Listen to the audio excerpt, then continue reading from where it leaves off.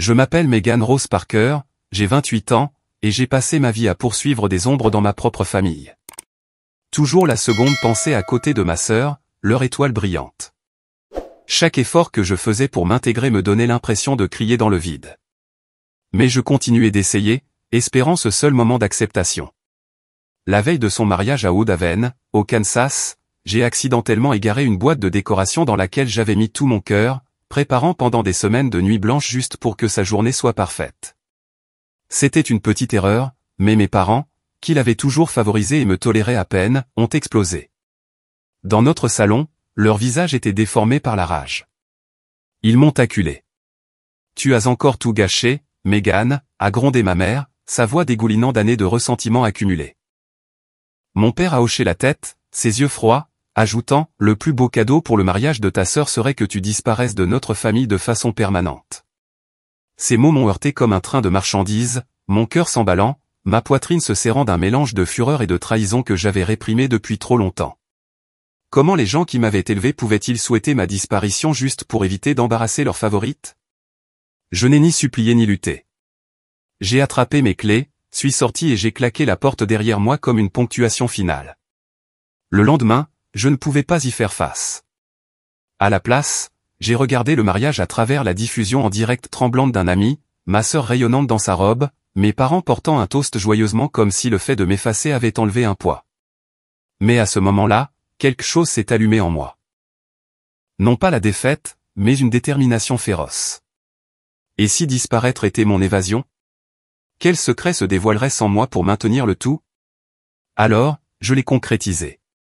J'ai fait mes valises, vendu mon appartement, gelé nos comptes communs et disparu de Wood Haven sans laisser de traces. Si vous vous demandez comment ma famille a réagi, ou quelle sombre vérité a fait surface quand je suis parti, restez à l'écoute. Ceci est mon histoire brute, celle de ma libération d'un lien toxique qui a failli me détruire. Curieux de savoir où j'ai atterri? Partagez votre ville dans les commentaires. Cliquez sur j'aime et abonnez-vous pour découvrir les rebondissements de mon voyage de découverte de soi. En grandissant à Wood Haven, au Kansas, notre maison familiale ressemblait à une carte postale, une coquette maison à 2 étages avec un porche qui faisait le tour, où les voisins saluaient et supposaient que tout à l'intérieur était tout aussi idyllique. Mais derrière les portes closes, la vérité était loin d'être parfaite. Mes parents, Patricia Lynn Foster et Michael James Foster, possédaient un cabinet comptable local respecté en ville pour leur fiabilité et leurs liens communautaires. Patricia gérait les relations avec les clients avec son esprit vif et organisait des événements comme des collectes de charité. Ses tenues étaient toujours impeccables, son maquillage parfait. Michael gérait les comptes, stable et soutenant, appuyant ses décisions sans poser de questions, y compris la façon dont il nous élevait. Dès mes plus lointains souvenirs, ma sœur était l'étoile autour de laquelle il gravitait. De 4 ans mon aînée, elle excellait sans effort, ramenant à la maison des notes parfaites et des trophées sportifs que Patricia exposait fièrement dans le salon. « Ta sœur est une leader née », disait Patricia au dîner, ses yeux s'illuminant tandis qu'elle racontait sa dernière réussite. Michael était d'accord, ajoutant « Elle a cette ambition que nous avons toujours espérée. » J'ai essayé de briller aussi, pratiquant le piano pendant des heures ou rejoignant l'équipe de débat, mais ça n'a jamais eu le même effet. Quand j'ai gagné un concours d'art à l'école à 8 ans, Patricia a jeté un coup d'œil au certificat et a marmonné, mignon comme passe-temps, mais ta sœur a eu la première place aux Olympiades de mathématiques. Ça, c'est du vrai talent. Les comparaisons constantes m'ont rongé, rendant chaque effort inutile. Les moments de jeu accentuaient encore plus la division. Dans le jardin, si nous nous disputions pour une balançoire ou un jeu, Patricia tranchait toujours en faveur de ma sœur, me disant d'arrêter d'être égoïste. Michael intervenait rarement, me tapotant simplement l'épaule plus tard en disant « Laisse tomber, ma grande. » L'harmonie familiale est importante. Au collège, j'ai appris à me mettre en retrait, évitant les projecteurs pour esquiver les critiques. Mais les pics se sont intensifiés. Patricia surveillait mon apparence, commentant sans relâche au petit déjeuner. « Megan, cette chemise te donne un air négligé. Change-toi avant l'école. » J'étais mince, mais ces mots me faisaient douter de chaque regard dans le miroir. Michael s'est joint aux discussions sur la carrière, comme lorsque j'ai exprimé un intérêt pour le marketing. Pourquoi pas la comptabilité comme nous? Ta sœur est déjà en stage dans un cabinet. Le lycée a tout amplifié. Ma sœur a traversé ses études avec les honneurs, son acceptation dans une grande école de commerce a été célébrée par une fête de famille. Patricia et Michael l'ont conduite au campus, postant des photos en ligne avec des légendes comme « fiers parents d'une future directrice générale ». Je suis resté, m'inscrivant au collège communautaire local pour réduire les coûts et pour aider au cabinet après les cours, mais aider signifiait faire des courses pour Patricia, placer des papiers pour Michael, ou couvrir la réception quand ils avaient besoin de pause. J'ai eu quelques rendez-vous de temps en temps, mais les garçons perdaient intérêt quand mon emploi du temps tournait autour des appels familiaux. Une relation s'est terminée après que Patricia l'ait cuisiné au dîner. Il est gentil, mais pas aussi ambitieux que le petit ami de ta sœur. Après l'obtention de mon diplôme, j'ai décroché un poste en marketing dans une petite agence voisine. Le trajet était assez court pour passer à la maison tous les jours. Le salaire était correct, et j'ai loué un appartement à 3 pâtés de maison, désirant un peu d'espace tout en restant disponible. Mais la disponibilité s'est transformée en obligation. Les vertiges de Patricia ont commencé à cette époque. Les médecins disaient qu'ils étaient liés au stress, mais elle exigeait que je la conduise à ses rendez-vous, prétendant « je ne peux pas me débrouiller seul ». Michael a renforcé cela, appelant pendant mon déjeuner. « Ta mère compte sur toi, Megan. La famille d'abord. » Ma sœur, qui s'épanouissait maintenant en ville en tant que cadre d'entreprise, ne venait que 2 fois par an au maximum, séjournant dans des hôtels et transformant ses visites en séances de louanges. Patricia rayonnait, posant des questions sur ses promotions ou ses vacances, pendant que je servais les repas et débarrassais les assiettes, de nouveau invisibles. J'ai sacrifié des rêves plus grands, comme déménager pour un poste dans une agence de renom, me convainquant que la loyauté finirait par payer. Mais le ressentiment s'est accumulé. L'hiver dernier, lorsque l'arthrite de Patricia s'est aggravée, j'ai transformé ma chambre d'amis en son espace de convalescence, travaillant depuis ma table de cuisine au milieu de ses demandes constantes. Michael passait tous les jours, me remerciant vaguement, mais cela ressemblait à un devoir, pas à de la reconnaissance. Ma sœur a envoyé un colis de soins, mais ses appels se concentraient sur sa propre vie, demandant rarement des nouvelles de la mienne. Malgré le déséquilibre, je me suis accroché, planifiant le mariage de ma sœur avec tout ce que j'avais, les fournisseurs, les plannings, les décorations, espérant que cela comblerait le fossé. Cette boîte égarée n'était pas le vrai problème. C'était l'excuse qu'ils attendaient. Leur explosion a déchaîné des années de favoritisme, confirmant que j'étais l'intruse. En regardant la diffusion en direct, en les voyant porter un toast joyeusement sans moi, la blessure s'est transformée en clarté. Combien de temps encore allais-je endurer cela? Disparaître n'était pas une vengeance. C'était récupérer ce qu'ils ne m'avaient jamais donné, ma propre valeur. Le mariage de ma sœur était censé être le moment où tout changerait. Ma sœur aînée, Jessica Lynn Carter, allait épouser David Paul Carter, un financier qu'elle avait rencontré en ville. Et je me suis jeté à corps perdu pour le rendre parfait, croyant bêtement que cela pourrait enfin me valoir une vraie place dans ma famille. Pendant des mois, j'ai consacré chaque minute et chaque dollar de libre à la planification, espérant que Patricia et Michael me verraient comme plus que la fille qui était toujours à la traîne. Je me disais que cela pourrait être ma chance d'appartenir, de les entendre dire juste une fois « Bon travail, Megan ». Mais au fond de moi, une voix lancinante me prévenait que c'était peu probable. J'ai commencé tôt, coordonnant chaque détail comme si c'était ma propre bouée de sauvetage. J'ai appelé les fournisseurs tard le soir, négociant avec le traiteur pour obtenir les plats préférés de Jessica, poulet rôti et pommes de terre aux herbes, sans ail, car Patricia y était sensible. J'ai passé des heures à choisir les fleurs, optant pour des pivoines parce que Jessica avait un jour mentionné les adorer dans un magazine. La liste des invités était un cauchemar. Patricia insistait pour inviter la moitié des dirigeants communautaires de Haut-d'Aven. J'ai donc retrouvé les adresses de plus de 100 personnes, vérifiant 2 fois les réponses pour éviter tout embarras. J'ai même conçu moi-même des cartons de placement personnalisés, veillant jusqu'à minuit pour que la police de caractère soit parfaite. Chaque choix était délibéré. Chaque étape, une supplique silencieuse pour obtenir leur approbation. Mais Patricia et Michael l'ont à peine remarqué.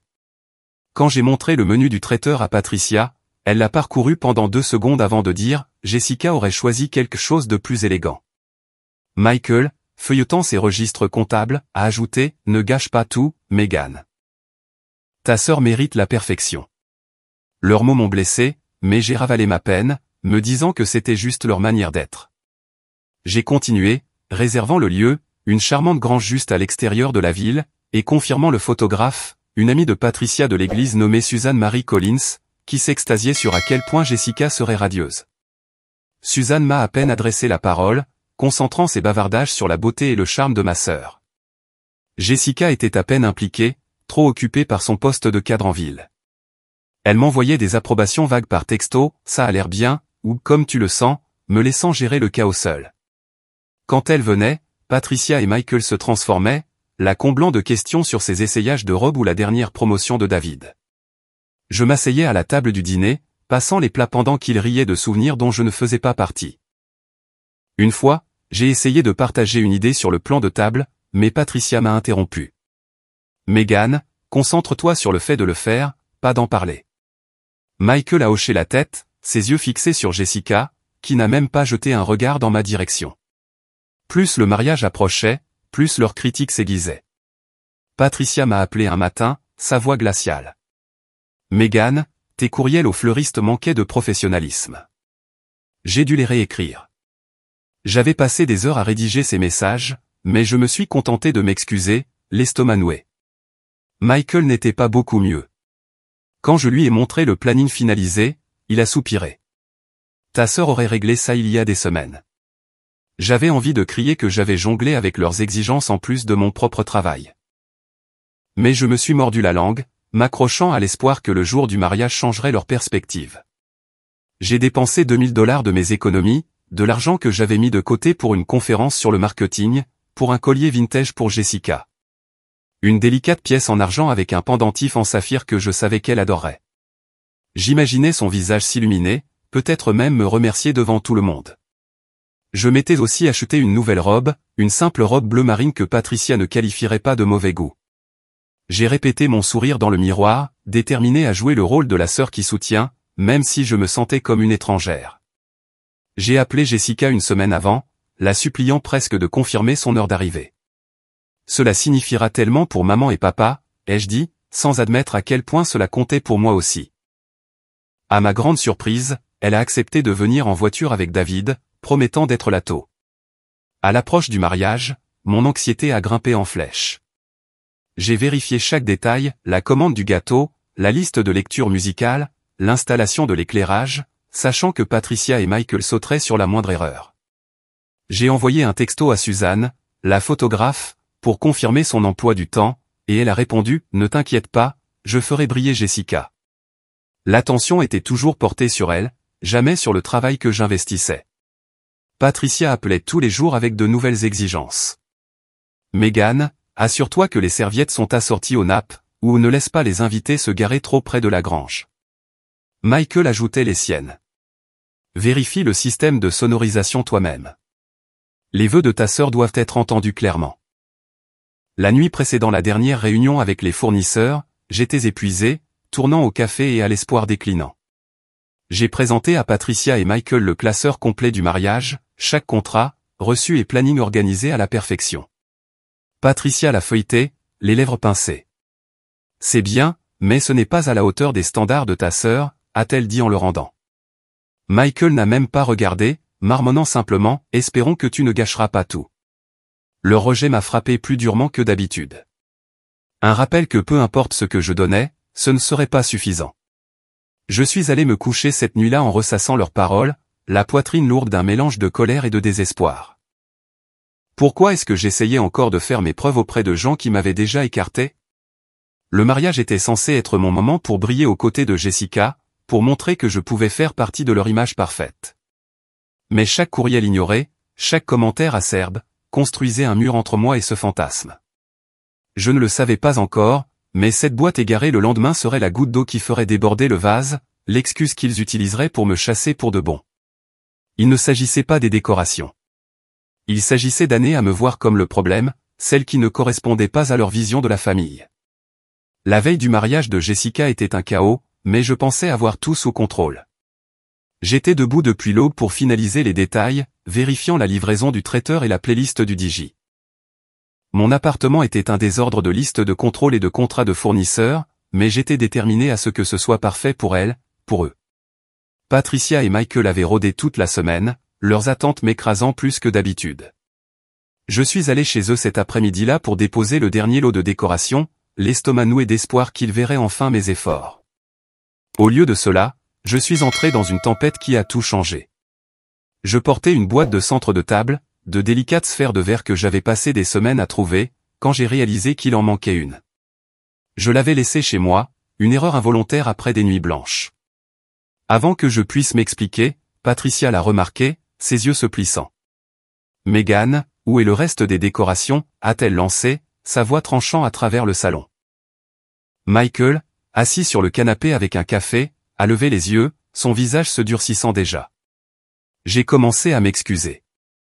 J'ai oublié une boîte. Je vais la chercher maintenant. Mais Patricia m'a interrompu, ses mains claquant sur le comptoir de la cuisine. Tu as oublié? Tu gâches toujours tout.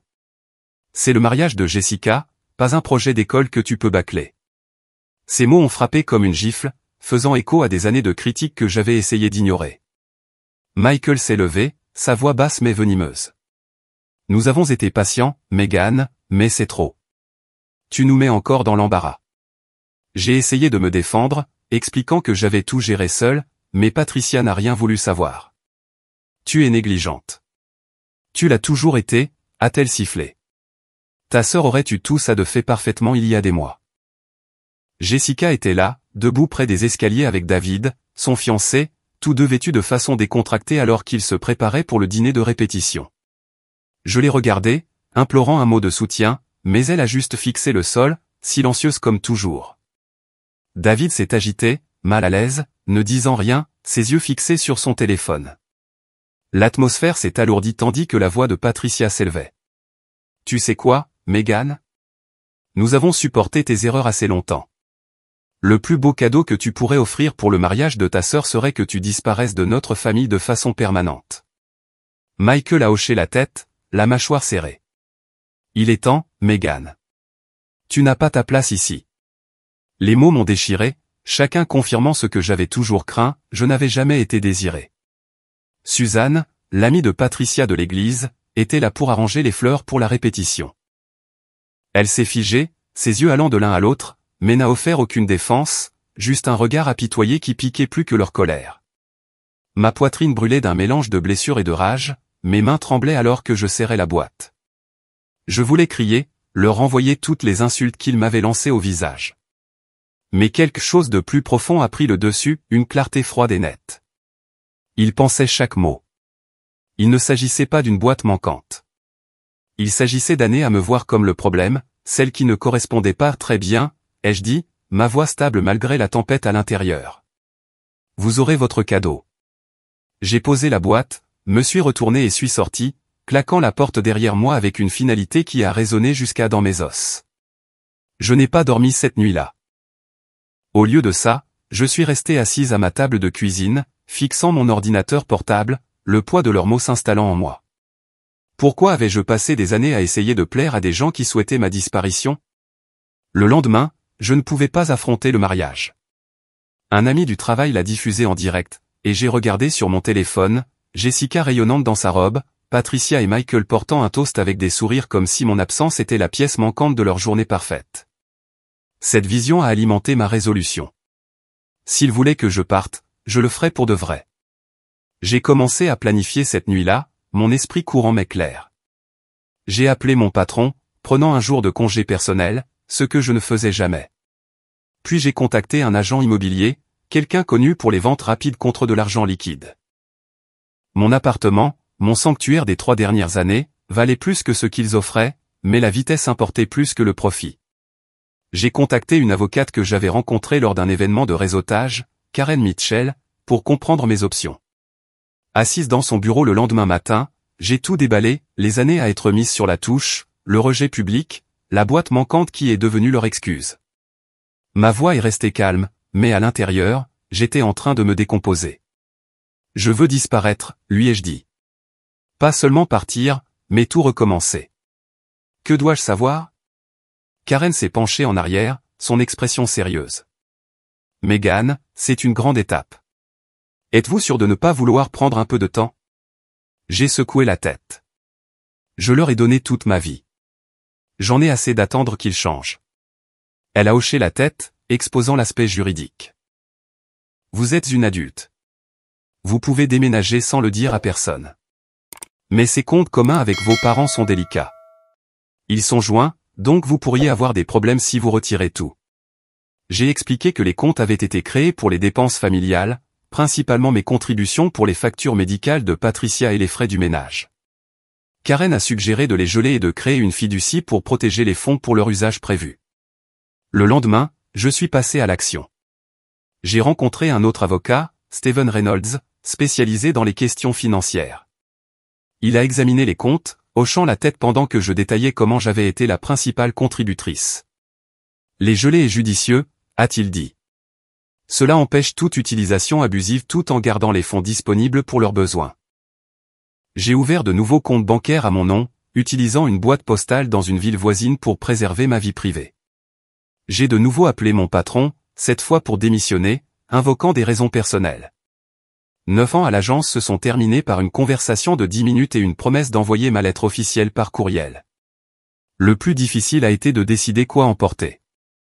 Mon appartement contenait les choses habituelles, des meubles, des vêtements, des livres, mais peu de choses semblaient appartenir à la personne que je voulais être.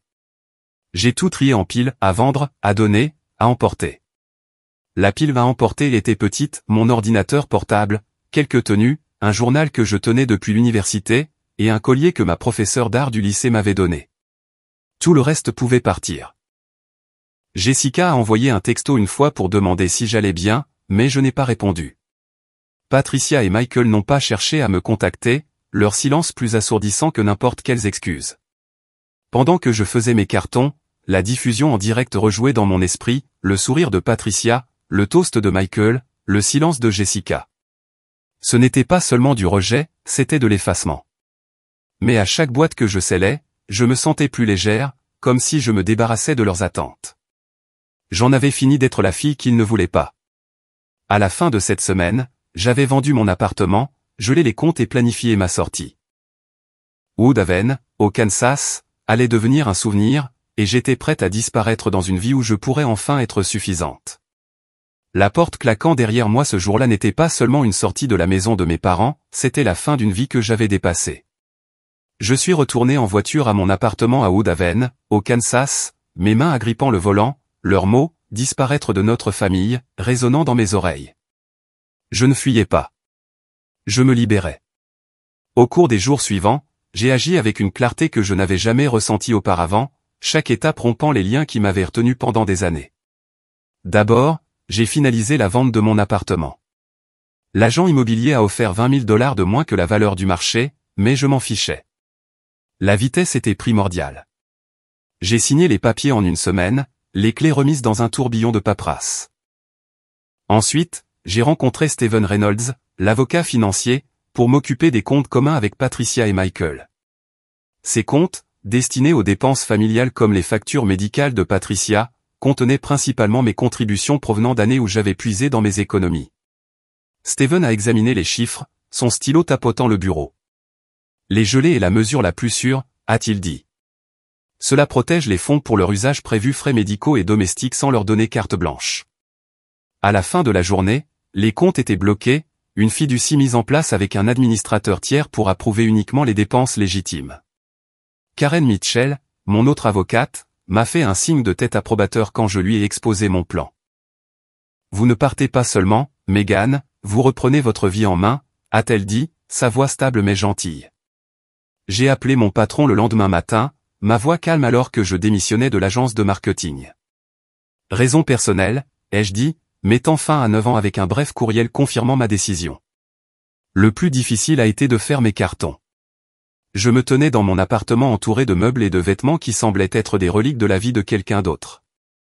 Je n'ai gardé que ce qui comptait, mon ordinateur portable, quelques tenues, mon journal d'université et ce collier en saphir de ma professeure d'art. Le reste livres, vaisselle, même le canapé pour lequel j'avais économisé est parti en don ou à la vente. Chaque objet que je laissais partir me donnait l'impression de me délester d'une couche de leurs attentes. J'ai choisi Tidwater, en Caroline du Sud, presque par instinct, une petite ville côtière assez loin de Woodhaven pour donner l'impression d'être un autre monde. Je n'avais pas de plan au-delà d'y arriver. Mais le Sud semblait juste, comme si je chassais la lumière du soleil après des années dans l'ombre. J'ai chargé ma voiture avec 2 valises et j'ai pris la route, l'Interstate 95 s'étendant comme une promesse. Le trajet a duré 3 jours, un enchaînement de stations-service, de motels bon marché et de listes de lecture pour noyer le bruit dans ma tête.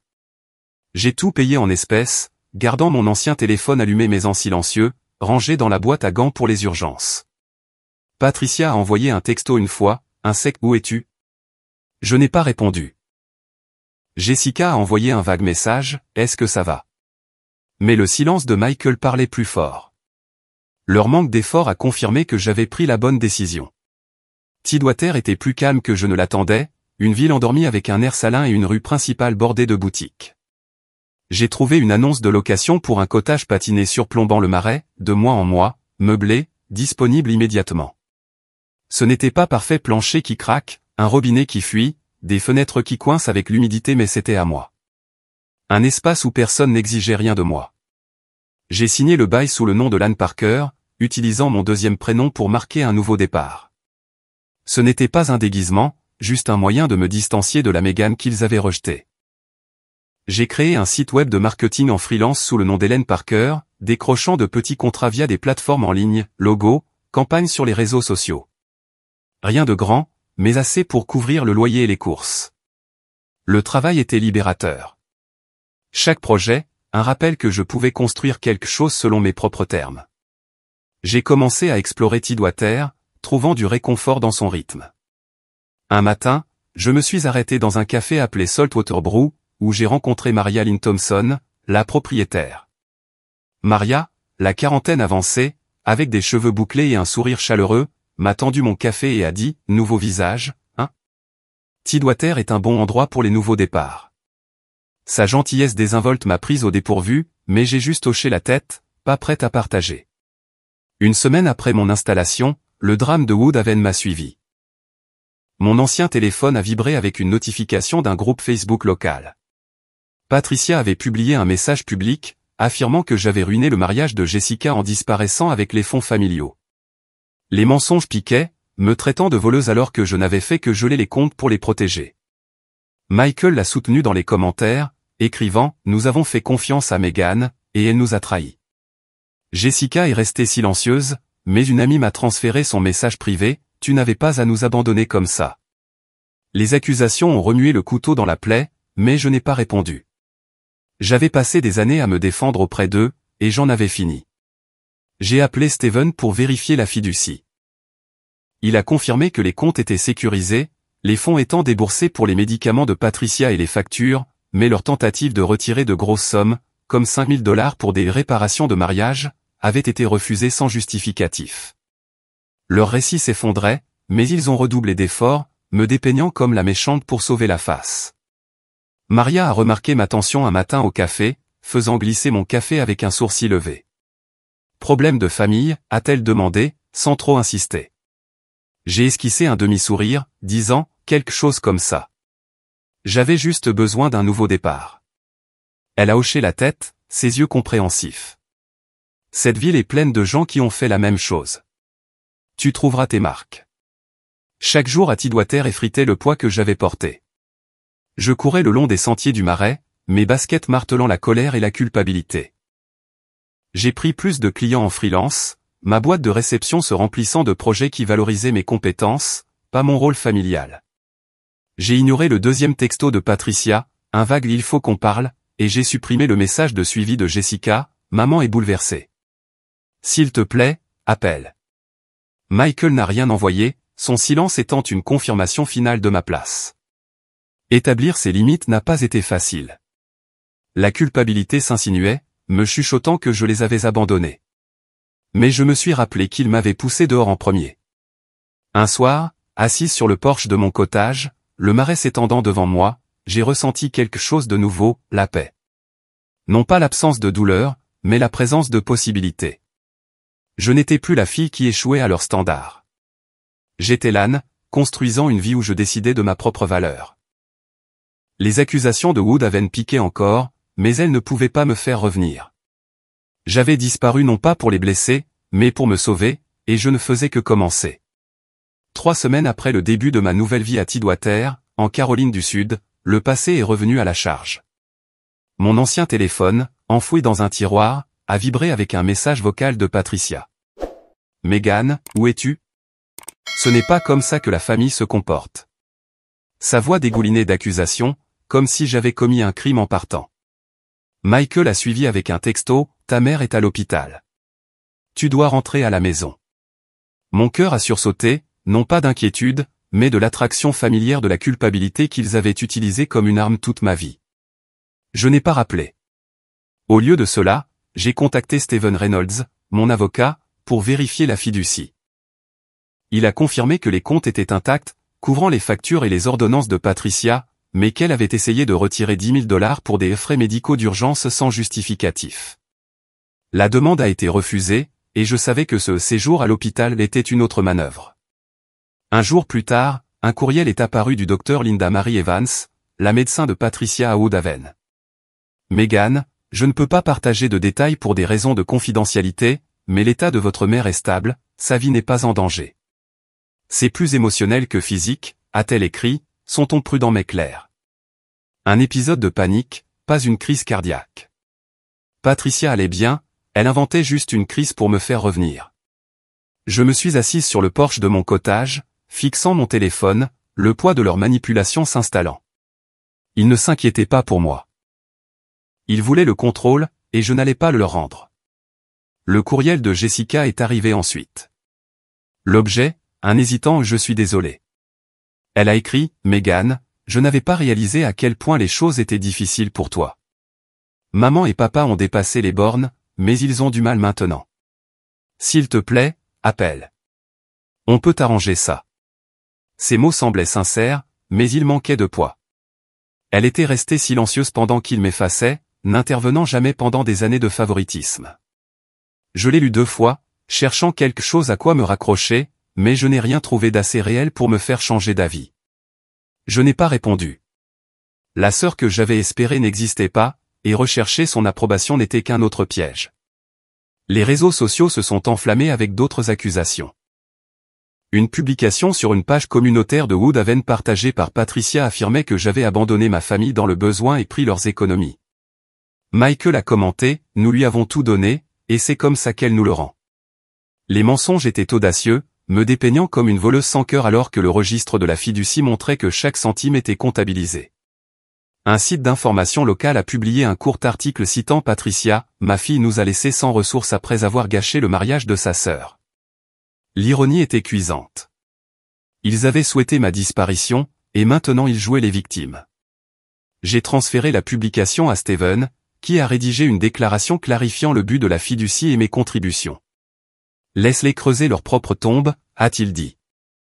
La vérité est de ton côté. » J'ai marché jusqu'au Saltwater Brew, ayant besoin de la présence stable de Maria pour me recentrer. « Encore des drames familiaux ?» a-t-elle demandé, faisant glisser mon café sur le comptoir. J'ai hoché la tête, avouant, « Ils disent que je les ai volés, ils essaient de me faire culpabiliser pour que je revienne. » Maria s'est penchée en avant, ses yeux vifs. J'ai quitté une famille contrôlante il y a 2 ans. Ils ont fait les mêmes coups, des histoires à pleurer, l'humiliation publique. La meilleure chose que j'ai faite a été de ne pas revenir. Demande-toi, si tu y retournes, qu'est-ce qui change? Ces mots m'ont frappé durement, faisant écho à mes propres pensées. Rien ne changerait. Patricia et Michael me verraient toujours comme le problème. Jessica resterait silencieuse, et je perdrais la liberté que je venais de trouver. J'ai vérifié le portail de la fiducie cette nuit-là. Les demandes d'argent liquide de Patricia, 3 000 $ pour des réparations à la maison, 5 000 $ pour des urgences médicales ont toutes été refusées faute de preuves. La fiducie avait payé ses factures, de l'électricité aux ordonnances, prouvant qu'elle n'était pas sans ressources. Leurs accusations étaient une tentative désespérée d'attirer la sympathie, et je n'allais pas tomber dans le panneau. J'ai envoyé un seul courriel au docteur Evans, « Merci pour la mise à jour. La fiducie couvre toutes les dépenses légitimes. Veuillez vous concentrer sur la santé émotionnelle de ma mère. C'est le vrai problème. » Je l'ai gardé court, factuel, coupant les ficelles émotionnelles qu'ils avaient tirées pendant des années. Les jours se sont transformés en semaines, et Tidwater est devenu plus qu'un refuge. C'était ma maison. Mon travail en freelance en tant qu'Hélène Parker s'est développé, avec des clients louant mes créations, n'étant plus éclipsé par les exigences familiales. Maria m'a invité à un club de lecture local, où j'ai rencontré des gens qui ne connaissaient pas l'ancienne Meghan, celle qui s'était rapetissée pour rentrer dans le moule de sa famille. J'ai recommencé à peindre, quelque chose que j'avais abandonné après que Patricia l'ait qualifié de perte de temps. Chaque coup de pinceau me donnait l'impression de récupérer une partie de moi-même. La culpabilité s'insinuait encore, me chuchotant parfois que je les avais abandonnés. Mais j'avais appris à riposter. Ils m'avaient poussé dehors en premier, et ne pas revenir était ma survie. Patricia a envoyé un dernier texto. Meghan, nous sommes une famille.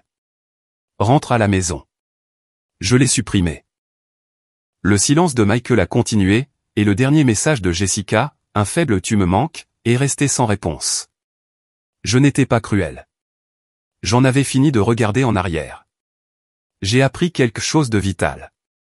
S'aimer soi-même signifie parfois s'éloigner de ceux qui vous blessent, même s'ils sont de la famille. Faire passer sa propre valeur en premier n'est pas égoïste. C'est la seule façon de vivre authentiquement. Si vous êtes piégé dans une relation toxique, ne laissez pas la culpabilité ou le devoir vous y enchaîner. Votre vie mérite d'être vécue selon vos propres termes, pas selon les attentes de quelqu'un d'autre. Je n'ai pas disparu pour les punir, mais pour me sauver. Et je le referai. Merci d'avoir écouté mon histoire. Si vous avez déjà dû vous éloigner pour vous retrouver, partagez votre expérience dans les commentaires. Cliquez sur j'aime, abonnez-vous et partagez ceci avec quelqu'un qui a besoin de l'entendre. Répandons la vérité, parfois, le choix le plus courageux est de se choisir soi-même.